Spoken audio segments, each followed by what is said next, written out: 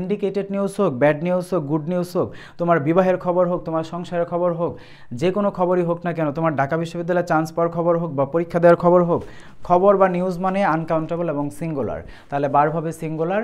এখানে নিউজ ওয়ার্ডটার মধ্যে এমনিতে এস আছে, এটা এমন না যে এস লাগিয়ে প্লোরাল করেছে, তাহলে ভার্ব হবে সিঙ্গুলার। তাহলে ইজ চিপ, ইজ হবে, ইজ চিপারও হতে পারে, ইজ চিপও হতে পারে। এখন এখানে আছে দেন, দেন বলতে তুলনা বোঝাচ্ছে যে ওইটার চাইতে চিপার বা সস্তা নাকি ফাস্টার।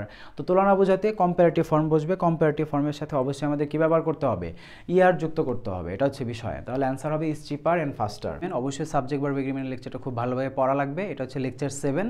এখন সাবজেক্ট ভার্ব এগ্রিমেন্ট নিয়ে আমরা কিছু কথা বলে নিই প্রথমে। সেটা হচ্ছে এটা মোটামুটি তোমাদের যে প্রথম ক্লাসটা নেওয়া হয়েছে লেকচার 1 বেসিকের উপরে, সো ওখানেই কিন্তু মোটামুটি সাবজেক্ট ভার্ব এগ্রিমেন্টের একটা বিষয় শেখানো হয়ে গেছে।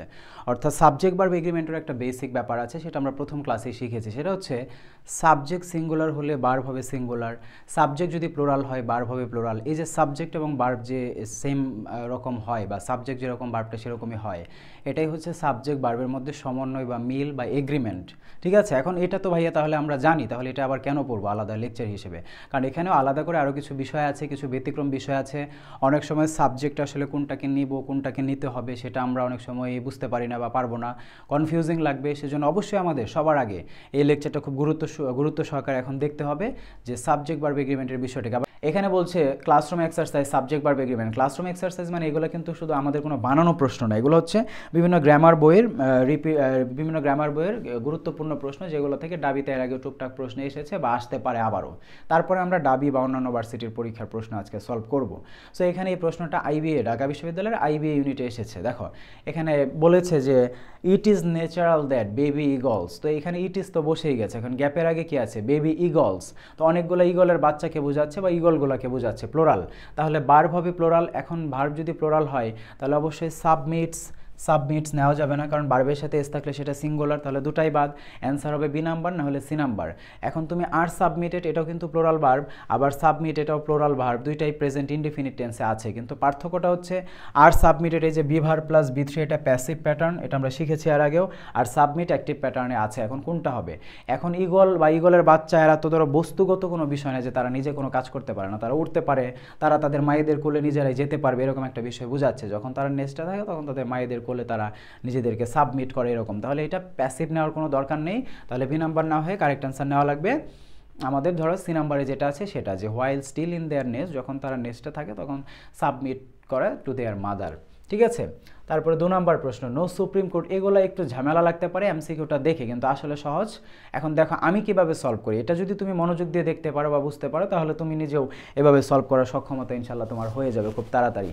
নো সুপ্রিম কোর্ট ডিসিশন, এখন এখানে নো এর পরে আছে ডিসিশন, ডিসিশন তো সিঙ্গুলার, যদি থাকতো ডিসিশনস তাহলে হতো প্লুরাল। ডিসিশন যেহেতু সিঙ্গুলার তাহলে ভার্ব হবে সিঙ্গুলার। এখন ভার্ব হিসেবে এখানে আমাদের কি হবে তাহলে? দেখো অপশনগুলো দেখো, এখানে আর এবার গিভেন, আর তো প্লোরাল, তাহলে এটা হবে না, আর তো প্লোরাল, তাহলে এ বি দুটাই বাদ। অ্যান্সার হবে ইজ এবার গিভেন, এই যে ইজ বি ভার্ব প্লাস বি3 এটা প্যাসিভ প্যাটার্ন, ইজ গিভেন এটাও সিঙ্গুলার ভার্ব, আবার এবার গিভস এটাও সিঙ্গুলার, কিন্তু এটা অ্যাক্টিভ আর এটা হচ্ছে প্যাসিভ। এখন তোমরা আমাকে প্রশ্নের উত্তর দাও যে ডিসিশন কি নিজে দেয় নাকি ডিসিশন দেওয়া হয়? দেওয়া হয়, তাহলে এটা নিজে কোনো কাজ করে না, তাহলে প্যাসিভ প্যাটার্ন হবে। অবশ্যই কারেক্ট আনসার হবে সি নাম্বারে যেটা আছে সেটা। তারপরে দেখো 3 নাম্বার প্রশ্ন, public discussion of our international and domestic problems. তো এখানে প্রবলেমস কিন্তু প্লোরাল, কিন্তু দেখো আমরা কি শিখেছি, প্রেপোজিশনের আগের অংশটাকে ধরতে হবে সাবজেক্ট হিসেবে। তো প্রেপোজিশন অফের আগে কি আছে, পাবলিক ডিসকাশন, সো এটা সিঙ্গুলার আছে, তাহলে ভার্বও সিঙ্গুলার হবে। এখন ভার্ব যদি সিঙ্গুলার হয় তাহলে অবশ্যই আর হবে না, বি নাম্বার সবার আগে বাদ। আবার সি নাম্বার টু বি, এটা নন ফাইনিট ভার্ব কখনো কারেক্ট অ্যান্সার হয় না, আমাদের ফাইনিট ভার্ব নিতে হবে। এ নাম্বার না হলে ডি নাম্বার। এখন এ নাম্বার ইজ বিং পলিটিসাইজড, এটা হচ্ছে প্যাসিভ প্যাটার্ন, আর ডি নাম্বার পলিটিসাইজেস এটা অ্যাক্টিভ প্যাটার্ন, দুটা ভার্বই সিঙ্গুলার কিন্তু এটা প্যাসিভ ওইটা অ্যাক্টিভ। এখন এখানেও ডিসকাশন ডিসিশনের মতো কোনো কাজ করতে পারে না, তো ডিসকাশনকে আসলে ওভার পলিটিসাইজ করা হয় এরকম বোঝাচ্ছে, তাহলে প্যাসিভ হবে। তাহলে অবশ্যই আমাদের কারেক্ট অ্যান্সার হয়ে যাবে কোনটা, এই নাম্বারে যেটা আছে সেটা। 4 নাম্বার প্রশ্নে কি আছে বলছে, গ্রুপস অফ টিস্যুজ এটা আমাদের কিন্তু প্লোরাল আছে। আবার বলছে each with its own function. এখন অনেকে ভাবতে পারে ইচের নিয়ম থেকে এসেছে বা এরকম, কিন্তু তুমি সবার আগে খেয়াল করবা প্রেপোজিশনের আগের অংশে কি আছে, গ্রুপস। এখানে কিন্তু একটা গ্রুপ বুঝায়নি, অনেকগুলা গ্রুপ বুঝাচ্ছে, প্লোরাল। তাহলে ভার্ব হবে প্লোরাল। এখন মেক্স কিন্তু সিঙ্গুলার ভার্ব, এটা বাদ, প্লোরাল ভার্ব নেওয়া লাগবে। আবার মেক্স মানে সিঙ্গুলার, দুটাই বাদ। কারেক্ট অ্যান্সার হবে মেক আপ, প্লোরাল ভার্ব। না হলে এখানেও আছে মেক আপ। এখন সাবজেক্ট যেহেতু দেওয়াই আছে, এখানে ডিরেক্টলি ভার্ব হবে। এখানে আরেকটা সাবজেক্ট বা আরেকটা দিয়ে নেওয়া যাবে না, তখন কারেক্ট অ্যান্সার হিসেবে নেওয়া লাগবে মেক আপ দ্য অর্গানস। আশা করি বুঝতে পেরেছ। তারপরে ধরো যে 5 নম্বর প্রশ্ন, থর হেয়ার ডেল। থর হেয়ার ডেল এটা একটা সাবজেক্ট। এখন এটার পরে ধরো যে আমাদের ভার্ব লাগবে, তাই না? এখন কোনটার অনুসারে আমরা ভার্বটা নিব? এই যে অ্যাকম্পেনিড বাই, এটা হচ্ছে প্রেপোজিশনাল ফ্রেজ। এটার আগে কি আছে? থর হেয়ার ডেল। তো এটা হচ্ছে সাবজেক্ট, তো সাবজেক্ট সিঙ্গুলার, ভার্ব হবে সিঙ্গুলার। এখন সিঙ্গুলার ভার্ব একমাত্র সি নাম্বার অপশনে আছে হ্যাজ সেইলড, আর বাকি দুইটাতে প্লোরাল ভার্ব। আর ধরো যে সেলিং তো নন ফাইনিট ভার্ব, ওটা এমনিতে কারেক্ট অ্যান্সার হবে না। তাহলে অবশ্যই 5-এর কারেক্ট অ্যান্সার হবে সি নাম্বারে যেটা আছে সেটা। 6 নাম্বার বলছে Cupid one of the ancient Roman gods. যে কিউপিড হচ্ছে প্রাচীন রোমান গডদের মধ্যে একজন।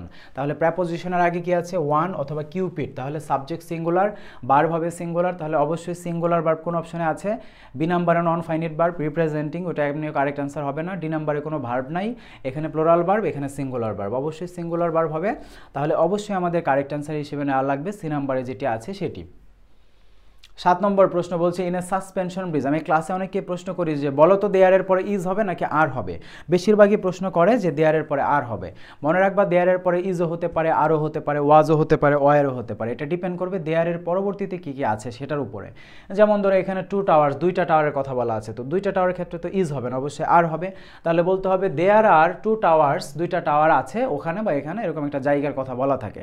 আবার 2 টাওয়ার্স কথাটাকে তুমি শুরুতে বসাতে পারবে না, দেয়ার আরটাকে শুরুতে বসাতে হবে, দেয়ার আরটাকে পরে বসানো যাবে না। তাহলে মাথায় রাখতে হবে যে এখানে বোঝাচ্ছে যে সাসপেনশন ব্রিজে দেয়ার আর 2 টাওয়ার্স, 2টা টাওয়ার থাকে দ্যাট ক্যারি, যেগুলো ক্যারি করে 1 or more ফ্লেক্সিবল ক্যাবলস, 2টা ক্যাবল 1 অথবা তার চেয়ে বেশি ক্যাবল ক্যারি করে, তারা firmly attached at each end, প্রত্যেক প্রান্তে সেটা সংযুক্ত থাকে বা এরকম ক্যাবল বা এরকম।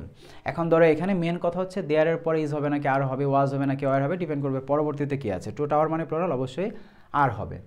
এখানে আছে ইচ, এই যে দেখো ইচ থাকলে ভার্ব হবে অবশ্যই সিঙ্গুলার। তাহলে সিঙ্গুলার যদি হয় তাহলে কি হবে? হ্যাজ হবে।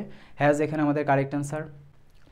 এখানে বলছে agriculture in Bangladesh is heavily influenced by the monsoon and primarily of rice cultivation.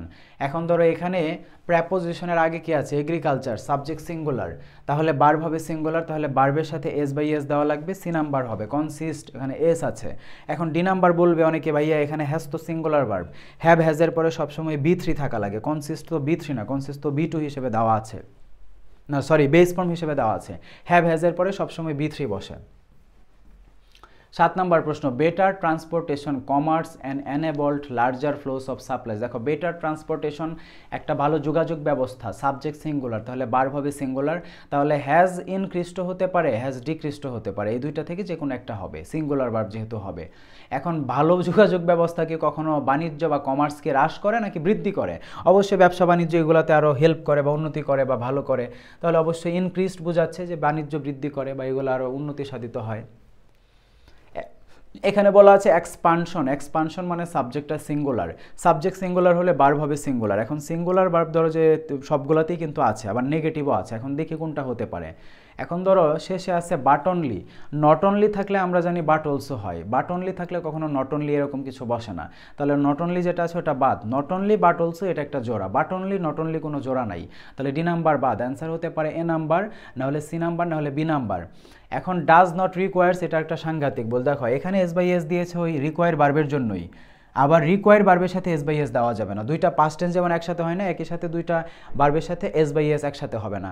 এই যে ডাজ দিয়েছে এখানে রিকোয়ারের সাথে দেয়নি, এটা ঠিকঠাক আছে। এখন নেগেটিভ নিলে বি নাম্বার নিব, পজিটিভলি নিয়ে এ নাম্বার নিব। এখানে মূলত বোঝাচ্ছে এক্সপানশনের ডাজ নট রিকোয়ার, প্রয়োজন নাই বা দরকার নেই নতুন কোনো অরিজিনাল আইডিয়া, বাট কিন্তু কি দরকার আছে? অনলি, শুধু দরকার আছে অ্যাপ্লিকেশন।